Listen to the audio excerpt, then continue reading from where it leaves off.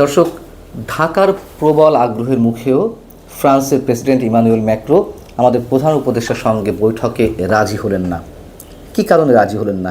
নিশ্চয়ই আন্তর্জাতিক খেলা তো এর মধ্যে রয়েছেই, সে বিষয়ে পরে আসছি। মূল যে বিষয়টি সেটি হচ্ছে জাতিসংঘের তৃতীয় ওশান কনফারেন্স অনুষ্ঠিত হচ্ছে ফ্রান্সে আগামী 9 জুন থেকে। তো ফ্রান্সের প্রেসিডেন্ট ইমানুয়েল ম্যাক্রো আমাদের প্রধান উপদেষ্টাকে আমন্ত্রণ জানিয়েছিলেন। প্রথম দিকে সব কিছু ঠিকঠাক ছিল। প্রধান উপদেষ্টা ফ্রান্সে যাবেন 8 তারিখে। ফ্রান্সের প্রেসিডেন্ট সে দেশে কনফারেন্সে যারা যাচ্ছেন, বিভিন্ন দেশের রাষ্ট্রপ্রধান, সরকার প্রধান এবং বিভিন্ন এনজিওর উচ্চ পর্যায়ের কর্মকর্তারা, তাদের সম্মানে তিনি একটি নৈশভোজ দিয়েছিলেন। কিন্তু পরবর্তীতে এই সফর বাতিল করা হয়েছে আমাদের বাংলাদেশ সরকারের পক্ষ থেকেই। কারণটি হচ্ছে, সম্মেলনের সাইড লাইনে ইমানুয়েল ম্যাক্রোর সঙ্গে আলাদা একটি বৈঠকের আগ্রহের কথা জানিয়েছিল বাংলাদেশ সরকারের পক্ষ থেকে। কিন্তু ফ্রান্সের পক্ষ থেকে জানানো হয় যে যেহেতু এর মধ্যে আরও অনেক দেশের সরকার প্রধান বা রাষ্ট্রপ্রধান আসছেন, তাদের অনেককে সময়সূচি দেওয়া হয়েছে, এই মুহূর্তে আর ডক্টর মোহাম্মদ ইউনূসের জন্য আলাদা বৈঠকের ক্ষেত্রে সময় বের করতে পারছেন না ইমানুয়েল ম্যাক্রো। পরবর্তীতে ঢাকার পক্ষ থেকে আবারও দেনদরবা করা হয় যেন যেভাবে হোক একটি বৈঠকের আয়োজন করা হয়। ঢাকার এই তুমুল আগ্রহের মুখে সুযোগটি নেওয়ার চেষ্টা করে ফ্রান্স। তারা দুই দেশের সরকার প্রধানের মধ্যে এই বৈঠকটি কেবল আনুষ্ঠানিকতার মধ্যে সীমাবদ্ধ রাখতে চায়নি, তারা একটা গিভ অ্যান্ড টেকের পর্যায়ে যেতে চেয়েছিল। কি সেটি? তারা আকারে ইঙ্গিতে বুঝিয়ে দিয়েছিল যে 2023-এর প্রতিশ্রুতি অনুযায়ী স্যাটেলাইট এবং এয়ারবাস কেনার যে কথা হয়েছিল ফ্রান্স থেকে, সে বিষয়ে বা সেই এজেন্ডাগুলো এই বৈঠকে রাখতে, কিন্তু ঢাকা সেটিতে রাজি হয়নি। রাজি না হওয়ার কারণও আছে, এবং এটুকু জানিয়ে রাখি যে এই বিষয়টি চূড়ান্ত আকারে ফ্রান্সের পক্ষ থেকে চলতি মাসের প্রথম সপ্তাহে জানিয়ে দেওয়া হয় যে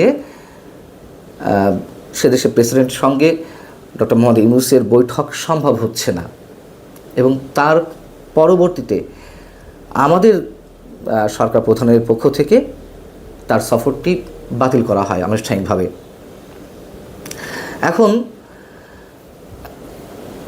কেন এই এজেন্ডাগুলোর সামনে রেখে বাংলাদেশ সরকারের পক্ষ থেকে আমাদের প্রধান উপদেষ্টা বৈঠকে রাজি হলেন না? খুব স্বাভাবিক, রাজি হওয়ার কথাও নয়। তার কারণ এই মুহূর্তে এয়ারবাস কেনা, ফ্রান্সের এয়ারবাস কেনা কোনো মতেই ভূ রাজনীতি বলি, আন্তর্জাতিক খেলা বলি, এগুলোর কোনো দিক থেকেই ডক্টর মোহাম্মদ ইউনূস এই রিস্কের মধ্যে যেতে চাইছেন না। রিস্কটি কোথায়? আপনাদের নিশ্চয় মনে আছে 2024-এর 7 জানুয়ারি নির্বাচনের আগে যখন একটা ফ্রি, ফেয়ার, ইনক্লুসিভ নির্বাচনের জন্য যুক্তরাষ্ট্রের পক্ষ থেকে প্রবল চাপ ছিল, তার মধ্যেও যুক্তরাষ্ট্রের নিযুক্ত বাংলাদেশের যে রাষ্ট্রদূত পিটার হাস, তিনি বেশ দৌড়ঝাঁপ করছিলেন যুক্তরাষ্ট্রের উড়োজাহাজ নির্মাতা প্রতিষ্ঠান বোয়িংয়ের বিমান বিক্রির জন্য। এটিকে তারা নির্বাচনী ইস্যুটাকে অনেকখানি ক্যাশ করতে চাইছিল। সেটি যখন সম্ভব হলো না, 2024-এ 7 জানুয়ারি নির্বাচন হয়ে গেল, যুক্তরাষ্ট্র কিংবা লন্ডনের পক্ষ থেকে, ব্রিটেনের পক্ষ থেকে এই নির্বাচনকে বৈধতা দেওয়া হলো না। তারপরেও পিটার হাস 2024-এর 7 জানুয়ারি নির্বাচন, তথাকথিত নির্বাচনের মাধ্যমে গঠিত সরকারের বিভিন্ন পর্যায়ের মন্ত্রীর সঙ্গে দেনদরবার করে যাচ্ছিলেন। ইস্যুটি ছিল বোয়িংয়ের বিমান বিক্রির।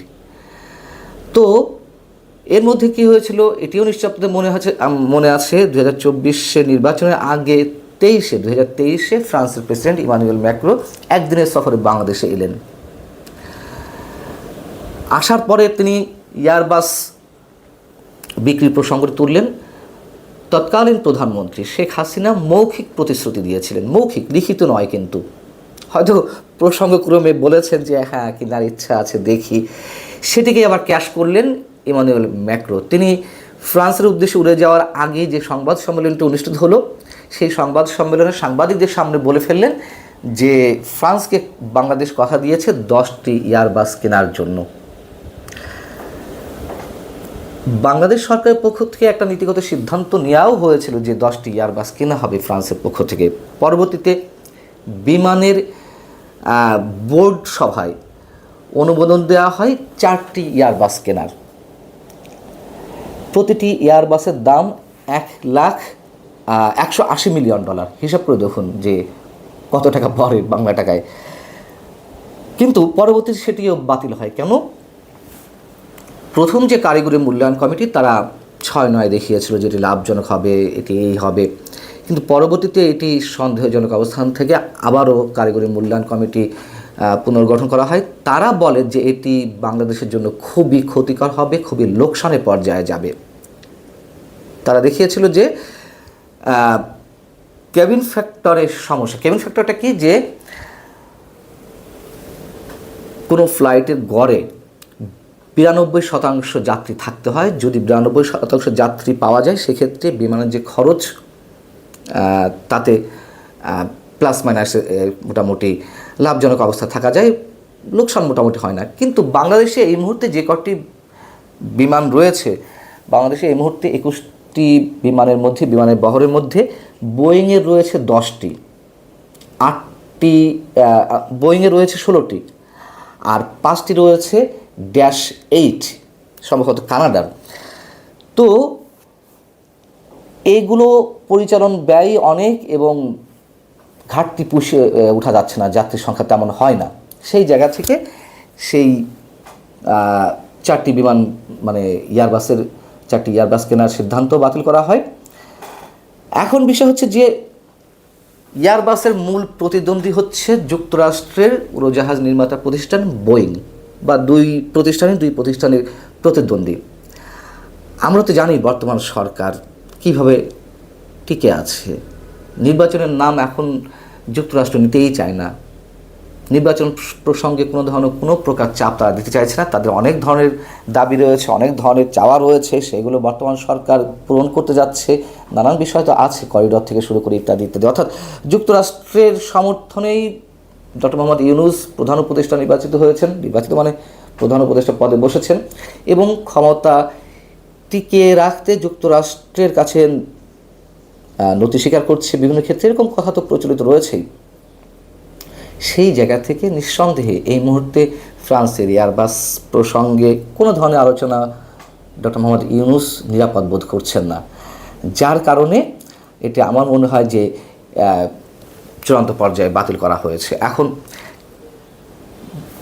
আমাদের পররাষ্ট্র মন্ত্রণালয়ের সূত্রে যেটি জানা গেছে যে কেউ একজন যাবেন বাংলাদেশের প্রতিনিধিত্ব করতে ওশান কনফারেন্সে, কিন্তু কে যাবেন সেটি এখন নির্ধারিত হয়নি। অতএব আন্তর্জাতিক খেলা বিভিন্ন পর্যায়ে রয়েছে। খেলা আমাদের সামনে অনেক কিছুই প্রকাশ্যে আসবে, হয়তো সেজন্য আমাদের অপেক্ষা করতে হবে এবং সেই অপেক্ষার মধ্যে আমাদেরকে অনেক ধরনের খেসারত দেওয়া লাগতে পারে।